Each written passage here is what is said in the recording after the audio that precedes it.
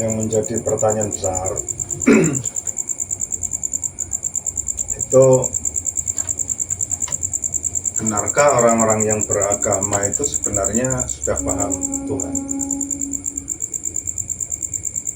atau sekedar mereka itu percaya saja? Artinya kalau percaya itu kan begini, Tuhan agama si A, agama A, B, dan C ya. Itu artinya saya percaya artinya meyakini Tuhan apa yang ada pada agama saya, misalnya A atau B, tapi tanpa melakukan sebuah pengkajian secara mendalam. Artinya misalnya Tuhannya itu bersifat ya Maha Pengasih, penyayang, pemarah, dan lain sebagainya, saya meyakini, ya kan?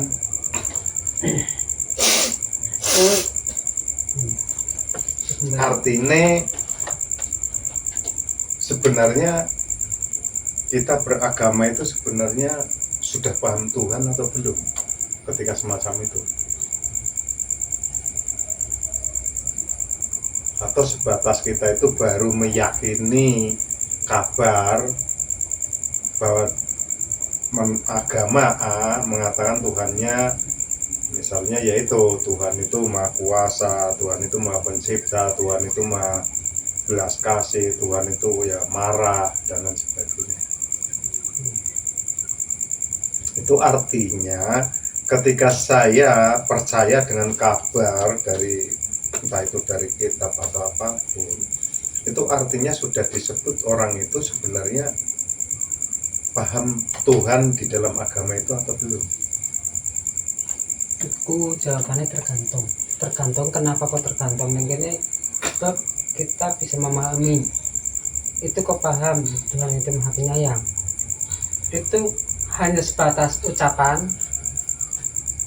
Soalnya sebelum kok benar-benar menyaksikan bagaimana Tuhan itu kok menyayangi kita dengan realita loh Pak, kan mereka kan paham apa orang paham kan sesuai dengan realita. Setelah ada kejadian apa baru di situ ada ayo dialog, oh iya ya iki memahamkan, oh iya ternyata ya Tuhan sangat sayang kepada umatnya atau sangat sayang kepada saya kan gitu. Iya. Nah, Sekarang tapi sebelum tahu itu ya itu baru berwacana karena apa dapat kabar Tuhan itu ya penyayang. Sekarang begini, saya balik. Misalnya Anda nggak punya uang, kemudian Anda mendapatkan uang banyak, langsung Anda berpikir, oh berarti Tuhan sampai sayang sama saya. Iya kan? Dengan kejadian itu kan berarti menunjukkan, ya kan? Menunjukkan bahwa di situ akhirnya timbul sebuah perasaan, ya kan? Bahwa di situ Tuhan itu ternyata Maha Pengasih dan Penyayang. Iya. Mengapa? Dengan menunjukkan memberi sesuatu pada saya, kan seperti itu. Kemudian saya bertanya lagi, bagaimana dengan seorang gadis ketika dia itu diperkosa, ya kan? Dia diperkosa, bahkan kalau dia itu nggak mau dibunuh, lalu Tuhan bagaimana sifat Tuhan? Kan mau kan Anda mengatakan ketika mungkin dengan kejadian itu ketika seseorang mendapatkan sesuatu, artinya di situ Tuhan itu Maha Penyayang. Sekarang saya balik, ada seorang gadis, ya kan? Dia taat beragama, kemudian ada beberapa pemuda ketemu gadis tersebut dan akhirnya melakukan pemerkosaan. Kemudian dia hamil. Lalu bagaimana rasa yang ada pada perempuan tersebut pada Tuhan? Kemurkaan. Oh, Tuhan nggak sayang dong? Nggak sayang, iya. Ya, lalu di mana letak Maha Sayangnya? Iya. pengasih dan penyayang ya, atau marah ini kan sebuah persepsi manusia, ya kan? Apakah betul Tuhan semacam itu, pertanyaan? Iya. Ya kan? Tetap jawabannya ya maha penyayang kan, karena apa? Dengan ada nih kejadian dia diperkosa itu kan nanti ada efek di balik itu, kecuali tidak ada efek di balik itu Pak, pasti ada akhirnya ngono ada yang membenci, pasti ada yang membenci, ada yang menyayangi. Ini kan tambah bagaimana perasaan seseorang tersebut ketika dia itu diperkosa dan hamil dan dia akhirnya nggak tahu.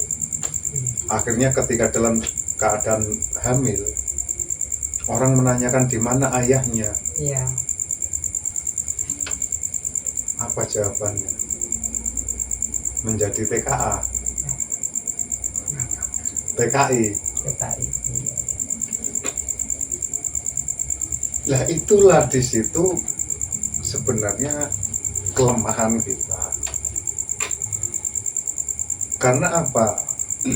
Tuhan dihukumi sesuai dengan persepsi kita, ya kan? Iya. Akhirnya Tuhan itu dipersepsikan yang maha pengasih, yang maha penyayang, ya juga marah, Iya. ya kan? Iya. Memberikan azab dan lain sebagainya. Masa Tuhan seperti itu? Ya kan? Ya, gitu.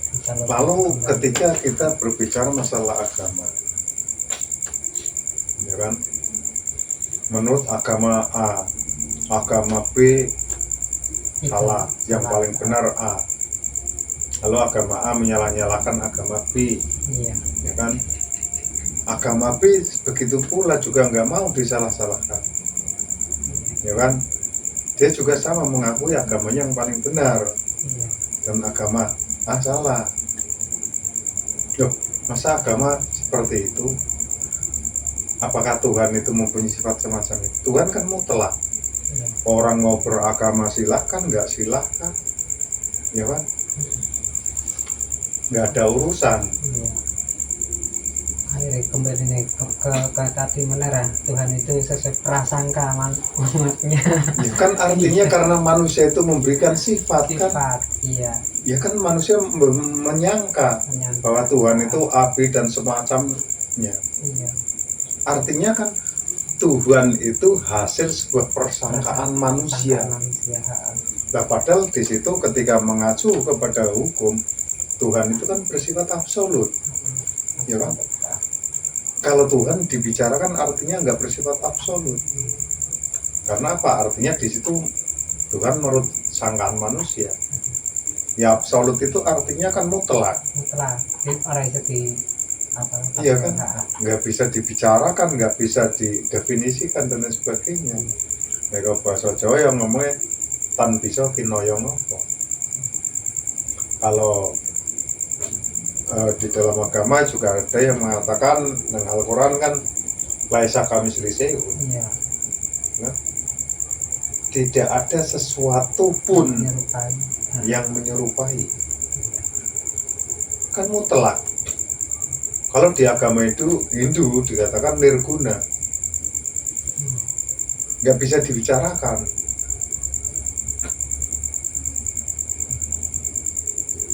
Di Hindu juga sama. Tuhan nggak bisa dibicarakan, disebut Tuhan saja nggak bisa. Nirguna. Di Buddha sama. Buddha nggak pernah membicarakan hal Tuhan karena apa? Tuhan bersifat absolut mutlak. Manusia nggak bisa membicarakan Tuhan. Lalu bagaimana? Ya yakini saja. Kemutlakan, kesempurnaan, keagungannya. Jangan memberikan sifat dengan membatasi sifatnya A, B, dan C. Kalau itu untuk pembelajaran oke. Anak-anak ya kan. Tapi kalau sudah dewasa, nah artinya harus diberikan pemahaman kemutlakan, keagungan, kesempurnaan, ya kan? Iya. Ya maka di situ sama seperti tadi yang saya katakan, betulkah selama ini kita beragama itu sebenarnya sudah paham betul tentang Tuhan atau belum. Kalau sebatas kita itu meyakini dari kabar awal Tuhan semacam ini, namanya ini dan lain sebagainya, itu artinya kita baru meyakini tahapan percaya bahasanya. Masih dalam teks lah. Kan percaya pada kabar yang dibawa teks, belum melakukan sebuah analisis mendalam, ya kan? Ya artinya analisisnya kemana? Ya jangan dari teks induksi kan? Iya, induksi.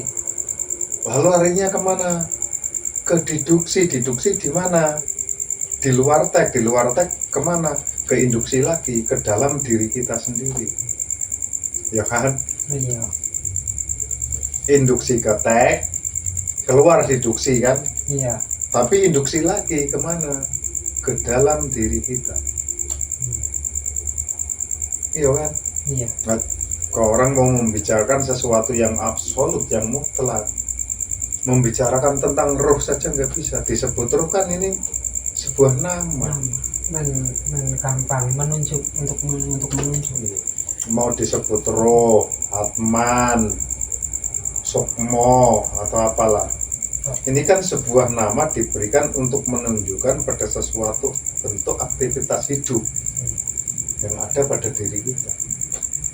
Ya sebenarnya kan aku kono iso ngomong ini kan kita nggak tahu bentuknya seperti apa. Iya. Saya ngomong ke yo, sopo ngono ku yo, ati ngendi yo, kan ora katon. Tapi ada sebuah bahasa dengan kecepatan melebihi cahaya. Contoh kan ini. Sebelum ini menjadi suara, sebenarnya bahasa itu sudah ada di sini. Iya. Saya mau ngomong apa itu sudah bahasa sudah di sini. Dengan kecepatan itu saya langsung ngomong. Iya. Artinya lebih cepat dari kecepatan cahaya sebenarnya. Ya, itu kan kenapa sama seperti halnya misalnya kita membuat konten. Kenapa nggak ada peminatnya? Sebab konten yang saya suguhkan itu kan membicarakan untuk memahami persoalan ketuhanan. Karena apa? Karena dalam keilmuan tasawuf maupun tauhid. Iya. Nah, kebanyakan orang senangnya itu sejarah, langsung surga, neraka. Iya. Iya. Iya kan? Iya. Karena apa? Memang dalam psikologi manusia itu pengennya ojo semut-semut. Iya. Tapi yang mudah terus sing enak-enak. Iya. Itu secara psikologi itu secara umum semacam itu. Nah, ngopo mumut-mumut mikir hal masalah ketuhanan tadi bengi. Tapi mereka dalam sebuah ketakutan. Karena apa? Berpikir masalah surga, masalah neraka, Iya. masalah amal.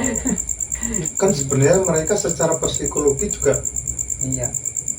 terbelenggu dalam sebuah ketakutan. Iya. Was-was. Ya, padahal dalam sebuah konsep keilmuan tasawuf itu justru menuntun seseorang agar menjadi tidak takut, paham masalah ketuhanan. Tapi peminatnya nggak ada.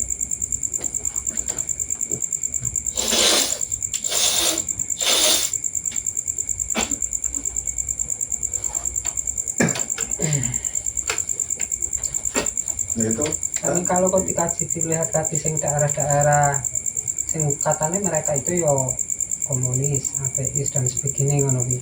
Contoh kayak yang Rusia, mereka kan juga berkehidupan.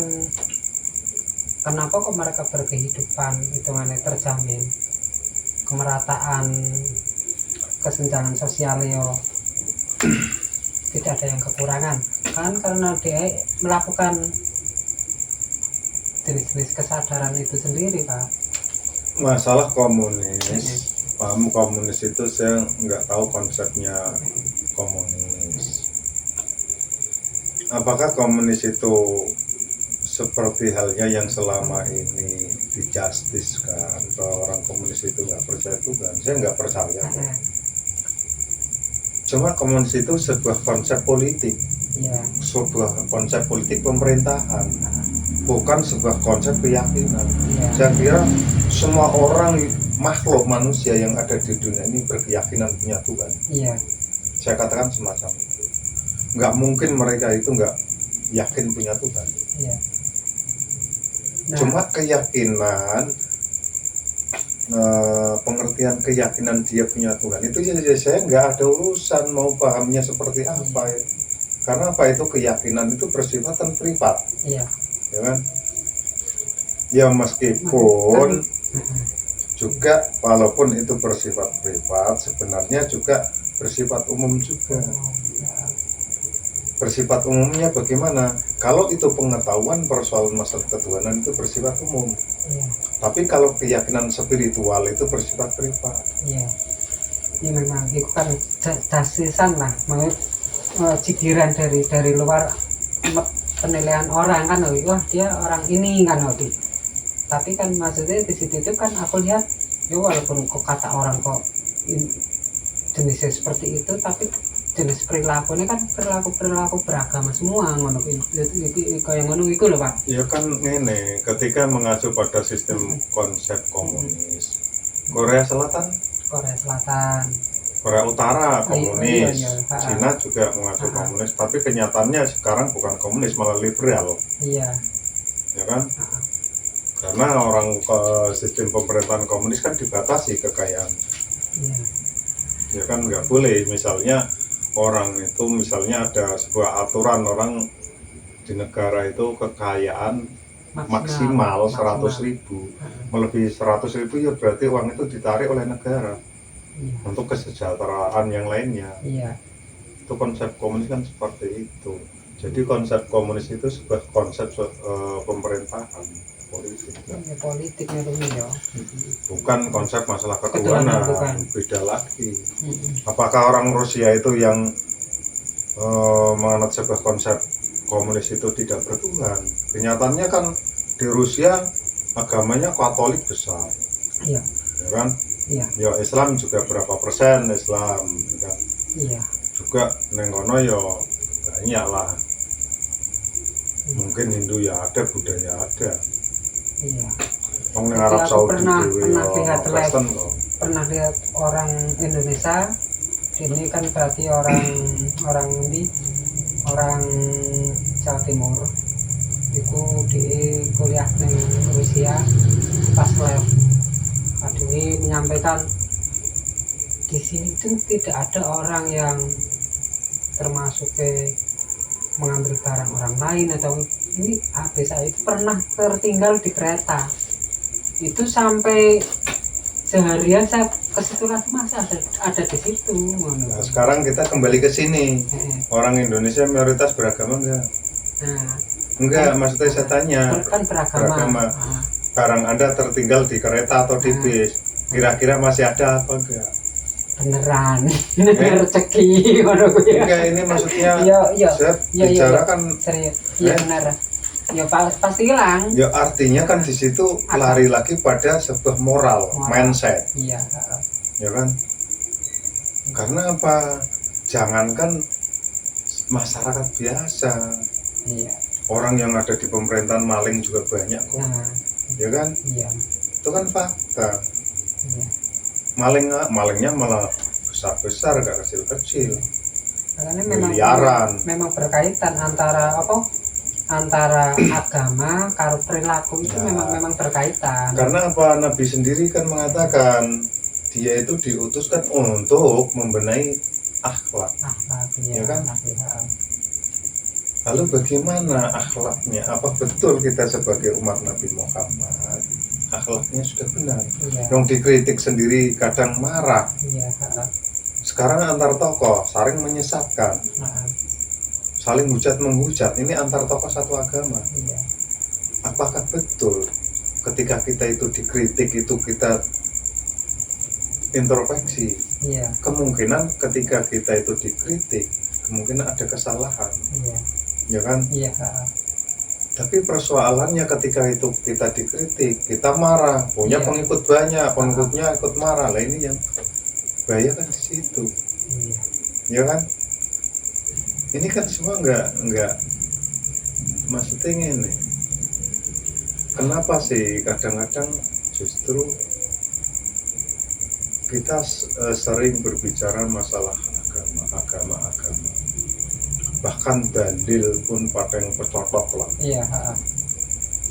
Tapi betulkah dalil yang kita sampaikan itu sudah menjadi sebuah aplikasi dalam bentuk kehidupan kita sendiri? Kan persoalan seperti itu, iya kan? Nah sekarang kita dalil, misalnya saya dalil terus, misalnya saya punya pengikut, saya mengisi jamaahan atau mengisi menjadi penceramah, saya mengeluarkan dalil terus. Tapi betulkah dalil yang saya sampaikan itu sudah menjadi sebuah aplikasi dalam perilaku kehidupan saya? Kan persoalan semacam itu. Ingat loh, Nabi mengajarkan pada umatnya, harta benda habis. Untuk apa? Untuk perjuangan demi untuk mendidik masyarakat Arab pada waktu itu. Arab lah ngomong, Arab, ya. Masyarakat orang-orang jahiliyah pada masa itu. Agar apa? Satu, dia itu mempunyai akhlak yang baik. Dari termasuk itu primitif lah bahasanya jahiliyah. Orang jahiliyah juga orang pintar Iya. Cuma mereka nggak mempunyai perilaku yang bagus. Karena apa? Mengatakan untuk mengubah akhlak, perilaku, ya kan? Langsung untuk mengajarkan persoalan masalah ketuhanan, iya kan? Iya. Nabi saja harta bendanya habis kok. Masa itu umatnya, Iya. sekarang naik panggung dalil satu dalil dua dalil bisa sampai 50-an juta kok. Dijadikan pekerjaan ya. Tapi kan ketika dikritik marah. Jangan samakan dong dengan masa Nabi loh. Agama itu untuk mengajarkan satu persoalan spiritual, ya kan? Bagaimana manusia itu bisa memahami dan mengenali Tuhan. Artinya kan untuk mencari kedamaian, ya kan? Iya. Kalau sudah memahami tentang Tuhan, saya katakan, walaupun saya nggak mengatakan pasti, setidaknya bisa merubah akhlak. Iya, perilaku. Orang wani nyolong barang yang wong. Iya. Sebab apa? Ya aku nyolong barang yang wong, sing tak colong mestine ning kono. Misale lah, kono motor nyile. Montore kono jono motor iki. Wong langka kebetulan tak colong. Kayak motor nyile. Montore hilang. Nangis ra kono. Iya. Duh motor nyilih koyo dicolong. Saya nggak memikirkan sebuah sakit yang ada pada seseorang yang saya curi, ya kan? Iya. Padahal yang saya curi itu mungkin sesuatu yang sangat dibutuhkan. Iya. Ini misalnya. Tapi ketika kepekaan saya, kesadaran saya, karena saya sudah bertobat, iya ya timbangan aku nyolong, syukur nek aku ning kono butuh kepen lunga ini nembung bayar ya. Pak tolong aku arep beli rene. Wis ora aku arep nebeng. Ya kan? Nah itu semacam itu. Karena apa? Akhirnya justru ketika betul orang-orang beragama itu sudah sadar betul, memahami tentang Tuhan, pasti, saya katakan pasti, dikritik pun nggak akan marah, karena di situ sudah menyadari betul. Bukankah agama itu untuk merubah sebuah akhlak?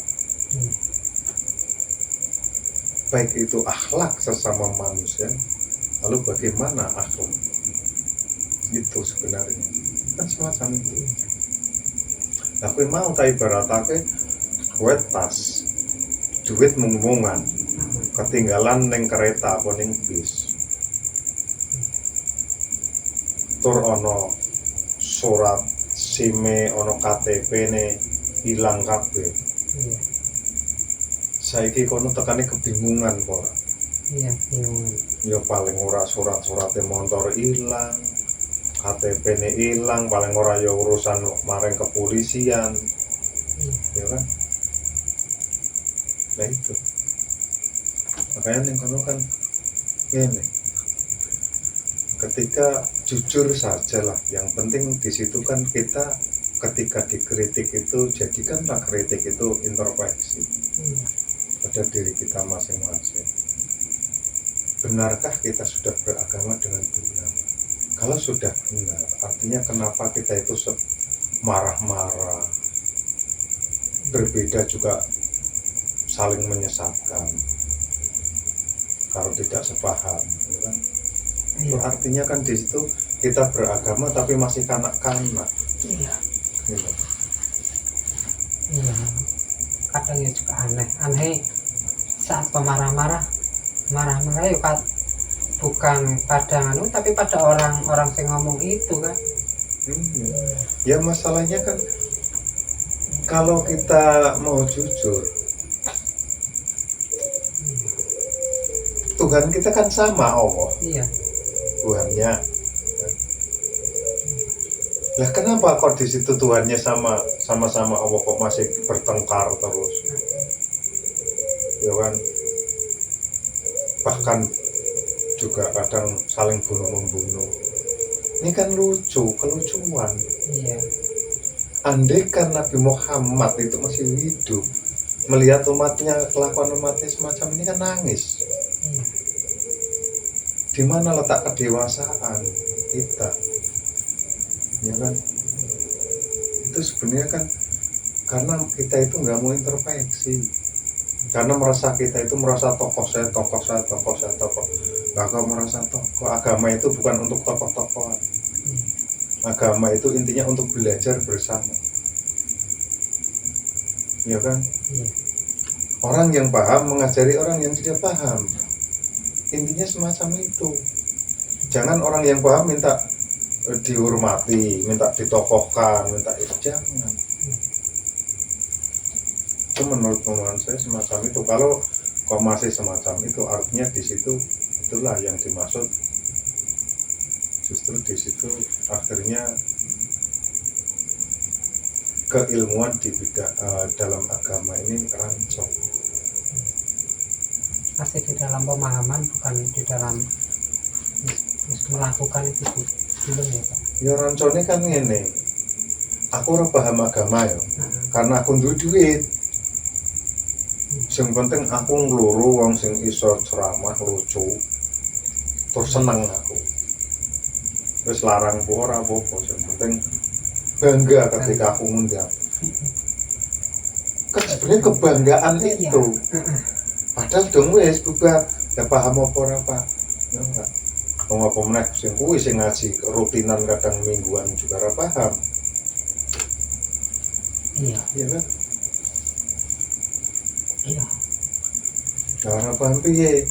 Ketika di situ mengatakan misalnya nek salah dalile nyatane aku tuh kiai utuh tokoh. Walaqad khalaqnal insana wa na'lamu ma tuwaswisu bihi nafsuhu.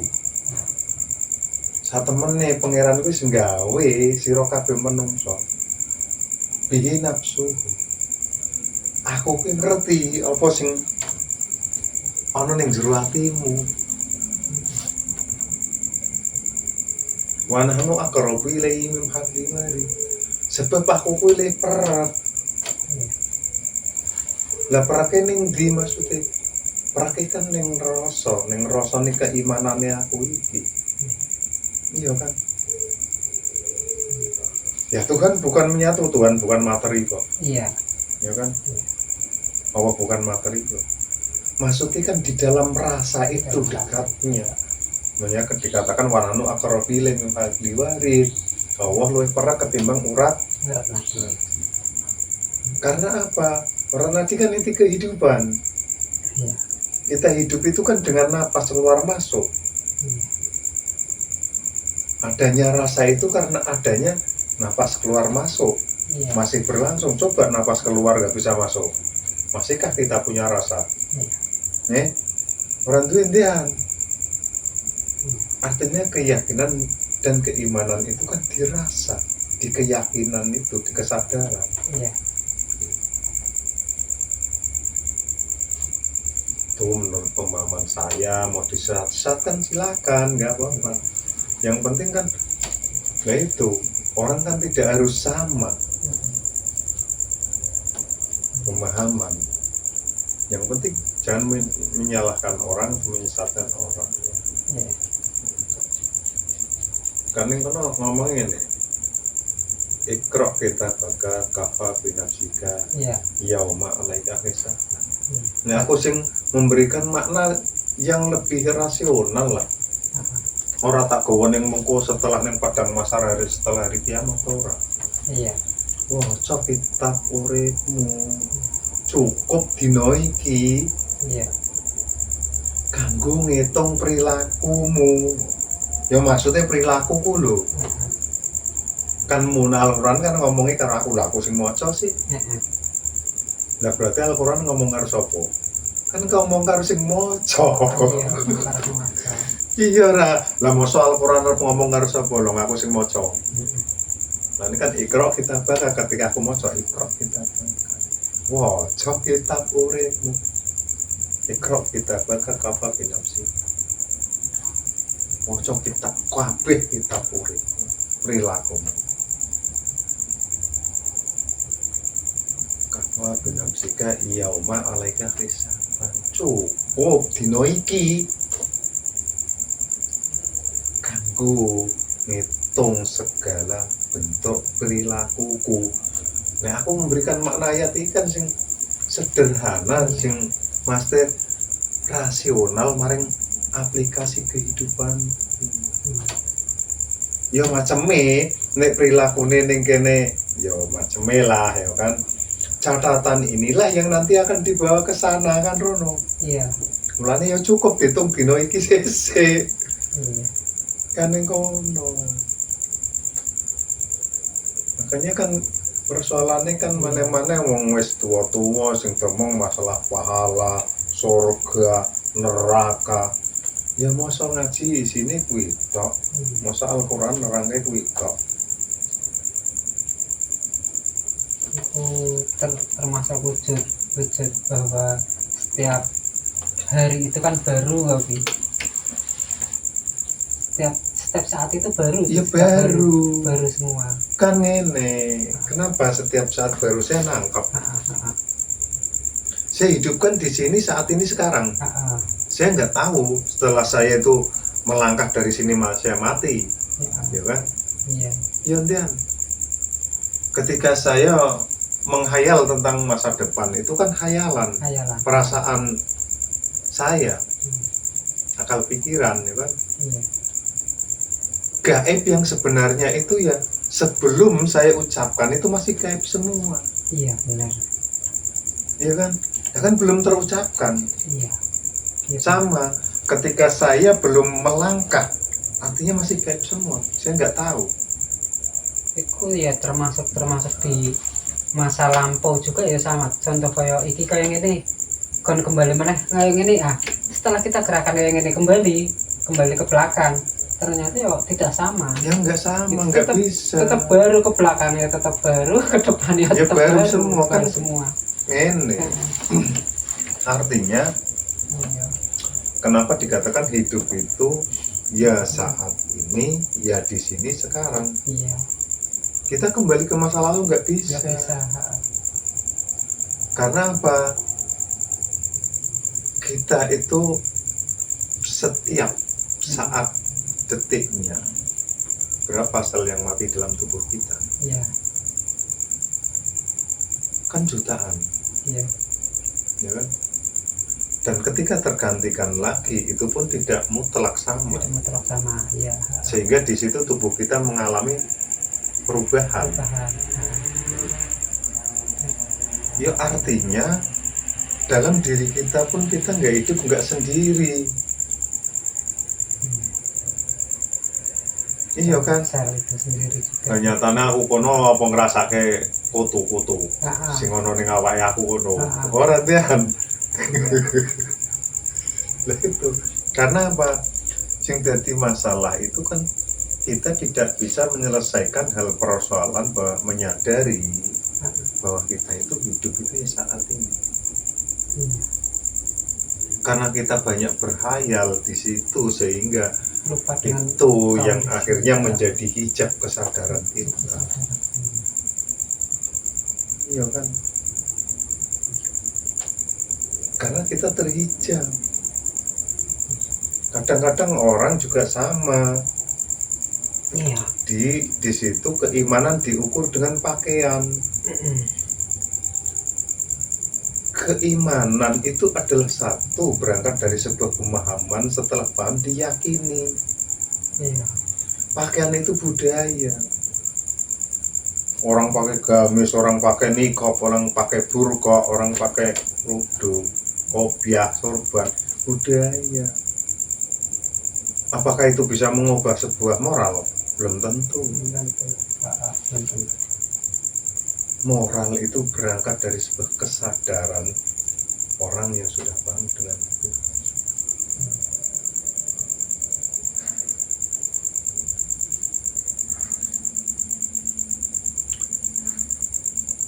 Kan persoalan semacam itu. Orang mengatakan paling benar misalnya saya yang pakai pakaian semacam ini semacam. Ya monggo-monggo mawon, saya nggak menyalahkan. Karena keyakinannya semacam itu. Tapi ketika orang itu paham, ya ilmu apa lah, filologi atau apa, saya nggak mau ikut Pak. dia akan paham yang namanya sejarah pakaian, budaya pakaian. Pakaian itu pada masa dulu ribuan tahun atau di situ sebelum Masehi itu adalah pakaian status sosial juga. Lah mana mungkin orang kere bisa memakai pakaian kelas budak, nggak bisa. Pakaian itu untuk pakaian bangsawan. Contoh pakaian niqab atau burqa. Pada zaman nenggono Mesir kuno atau Bizantium, itu kan pakaian-pakaian status sosial. Orang budak nggak boleh memakai itu. Satu itu, keduanya kan itu berkaitan dengan masalah wilayah. Iya kan, geografis. Terus kayak gini karena padang pasir. Ketika musim debu pasir panas, musim badai pasir, panas kan untuk melindungi tubuh juga. Kan nggak cepat kena iritasi. Makanya di situ hal keimanan. Ya oke lah, itu pendapat sih.